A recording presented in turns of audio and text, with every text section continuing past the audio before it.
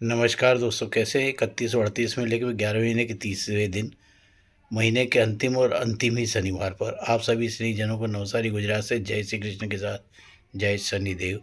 आधुनिक स्मार्टफोन के समान आप स्मार्ट हैं क्या? आज का विषय है।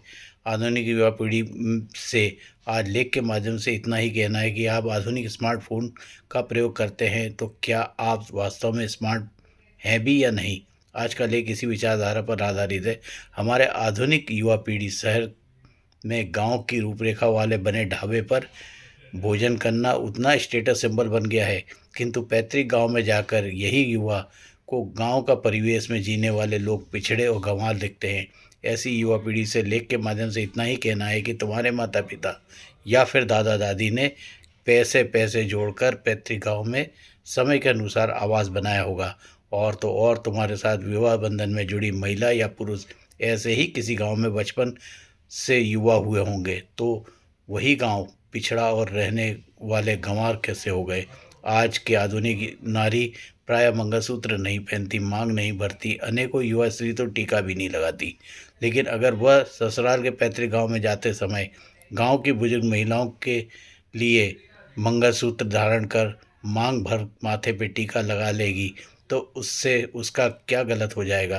क्योंकि गांव के परिवेश में आज भी पुरानी प्रथाएं कड़ाई के साथ पालन होती है। तो फिर आप पुरानी आदर्श परंपरा के सम्मान के हेतु कुछ नियमों का पालन कर लेने से मात्र आप छोटे नहीं हो जाएंगे। पत्रिका की एक आधुनिक युवा स्त्री पति को विवाह के 5 वर्ष पश्चात हास्यास्पद कारण से तलाक देने का आवेदन दे दिया था। उसने विवाह के पूर्व लहसुन प्याज खाता था, उसे नहीं बताया। उसे युवा स्त्री को खाता था दिख रहा है, किंतु पिछले 5 साल से उसके साथ रहकर नहीं खा रहा था, यह नहीं दिख रहा। कितनी अजीब विडंबना है ना। कुछ आधुनिक युवा महिलाएं सास ससुर के झगड़ा होने से या माता पिता से भी झगड़ा होने पर बच्चों को दादा दादी नाना नानी के पास जाने से रोक देती है। उनसे मात्र इतना कहना है, बच्चों दादा दादी या नाना नानी से प्रेम लेने और देने का पूरा हक है। अपने अहम की संतुष्टि हेतु उनकी प्रेम भरी वातावरण में बाधा ना बने, क्योंकि हम सभी जानते हैं लाख प्रयास करने के उपरांत भी बीता हुआ समय लौटा कर नहीं लाया जा सकता।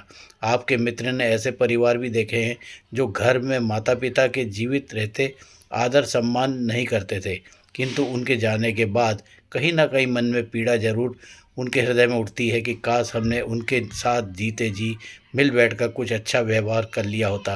क्योंकि मैं प्रत्यक्ष रूप से अनुभव किया है कि मेरी माता उनके जाने के बाद पिताजी जब तक घर में थे मुझे ताला लगाने की ज़रूरत नहीं पड़ी।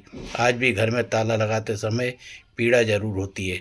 शनिवार की शुभकामना के साथ कहना है कि एक पंगत में भोजन कर रहा था। मेरे कुछ पीछे कुछ युवा मित्र भी भोजन कर रहे थे। उनका एक बड़ा ही वार्तालाप चल रहा था घृणास्पद।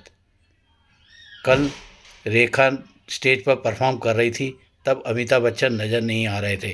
दूसरा सदस्य बोला उसकी पत्नी के साथ विशेषकर वह रेखा आने वाली हो तब वह नहीं आते, तब काम ही आते हैं। ऐसी मानसिकता वाले युवा देश की भविष्य कैसे बन सकते हैं? 70 वर्ष की उम्र में भी रेखा जी स्टेज पर परफॉर्म कर रही है। उनसे प्रेरणा लेने के स्थान पर बिना सर पैर की ऊंची व्यक्तिगत टिप्पणी कहाँ तक उचित है? लेख के माध्यम से विचार हेतु प्रस्तुत उन करने के उपरांत नमन वंदन अभिनंदन। जय शनिदेव के पश्चात नमस्कार।